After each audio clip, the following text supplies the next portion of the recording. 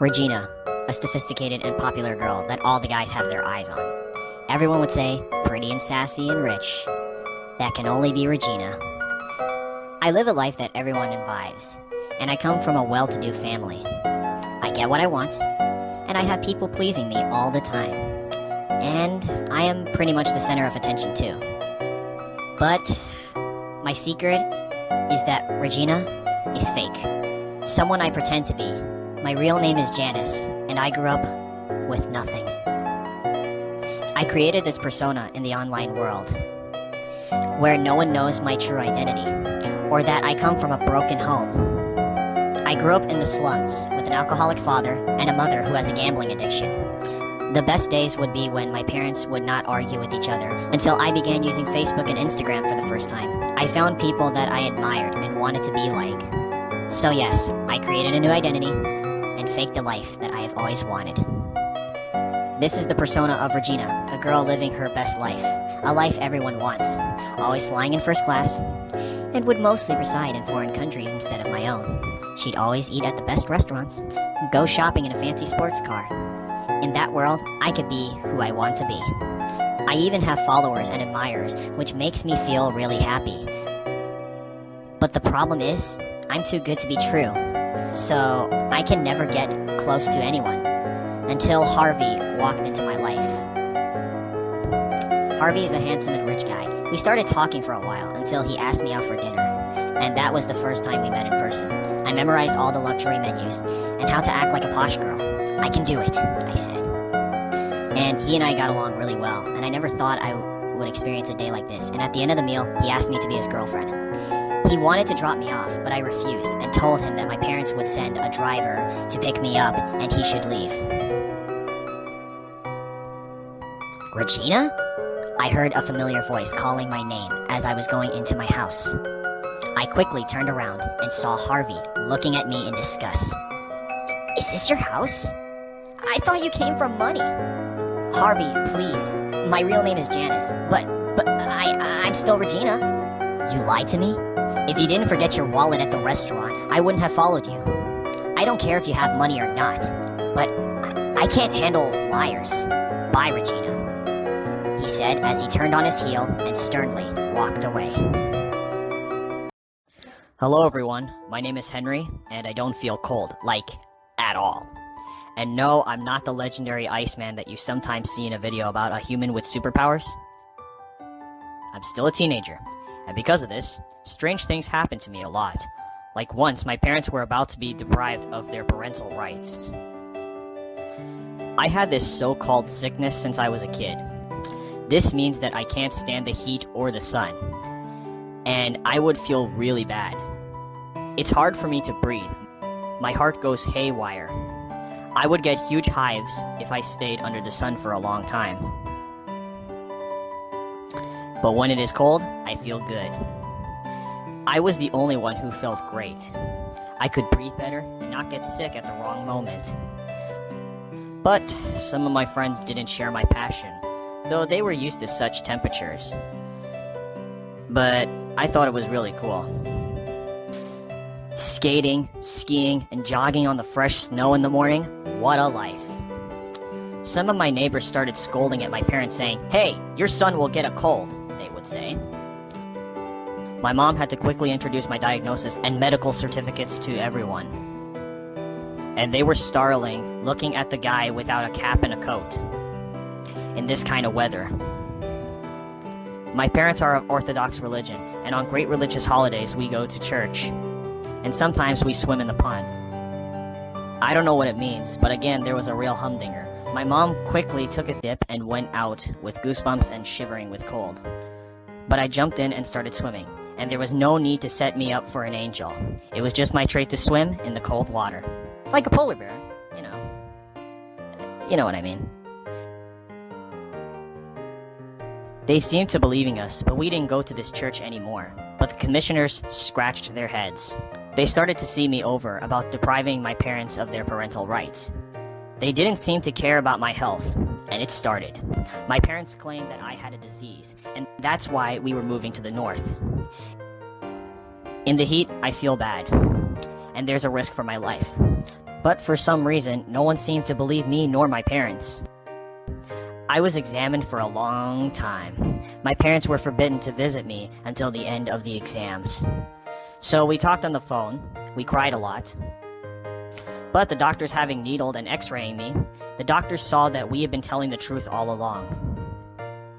They gave me back to my parents, and they didn't even apologize. Anyway, I lost 3 months of life and a bunch of nerve cells. Now I feel sick seeing people wearing white. And now I became the star of our city and some cities nearby. In the end, it all ended well. Otherwise, I'd probably run away and come home on my own. But I have learned a good lesson from all this. First, adults can be stupid too, especially if they need a cause. And second, you shouldn't show you're exceptional. It can lead to backfire. So my parents gave me a hat and a winter jacket too.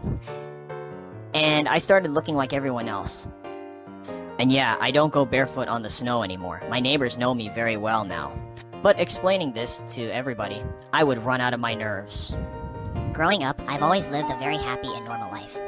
I have caring, loving, and supportive parents. Both work for a good company, and we are a wealthy family. And all I can say is, it's great. A few years ago, my mom got into a car accident, and me and my dad were worried that she might not make it. My dad would take time off work, and I would come with him to visit my mom at the hospital. I would always visit her, and talk about how my days at school were, and show her my report card with good grades, which made her smile. She would always tell me, study hard and you can be successful. A few days later, my dad got a call from the hospital saying that my mom just died. Both he and I were heartbroken by the news. A few days later, my dad started to become very by the loss of my mom, and would often start drinking. He would go to bars late at night and come home the next day. And it got worse when my dad's whole life spiraled out of control. Dad took therapy for a while and went to rehab to get over his drinking addiction. And when my dad came back, he came out like a completely different person. I was happy I had my old dad back, and his good personality. It was all good, until... A year later, my dad's business collapsed, and had to file for bankruptcy. My dad started getting nightmares and flashbacks about my mom, and soon, he went back to his old self again. I was terrified, and I asked him what was wrong. He started shouting, "It's your fault! It's all your fault!" I was confused. I had no idea what he was talking about. He then started saying how I was responsible for Mom's death. I told him that she died from a car accident a few years ago, and I had nothing to do with it, but he didn't care, and he threw me out. And now, I was sitting in the middle of the streets, with absolutely no idea how to survive on my own. I walked aimlessly through the night, trying to find somewhere safe to sleep. I felt so lost and hopeless before finally finding a nice residential area with big bushes that I could use for shelter. I only managed to catch 1 hour of sleep before having a blinding light shine on my face. "Ma'am, you're trespassing on private property. Please put your hands behind your back and get in the vehicle." Oh God, this day couldn't get any worse. I had never been to jail before, and the cop was handling me so painfully. His hands grabbed my arm so tightly, I couldn't even feel my blood flow. "Sit down. We'll need your picture. Wait right here. Someone will come in to do that for you." Then, the door creaked open, and out came Ryan with his glistening green eyes. I haven't seen him in years. Before I knew it, Ryan and I were catching up for hours. You see, he was my best friend in primary school, and I always thought he was the sweetest person. I told him about my rough situation, and he even offered me a place to stay. He drove us home from jail, how ironic, and offered me to stay at his place. But I felt like such a burden. My dad always made me feel like I was a waste of space, and that I didn't provide anything for him, and that I was just a leech. And now, I feel like I was doing the same to Ryan. So I was determined to make money and succeed as fast as possible. So I flipped open my laptop and found a campsite for lonely men. I mean, I did what I had to do, so I wouldn't be an inconvenience for him.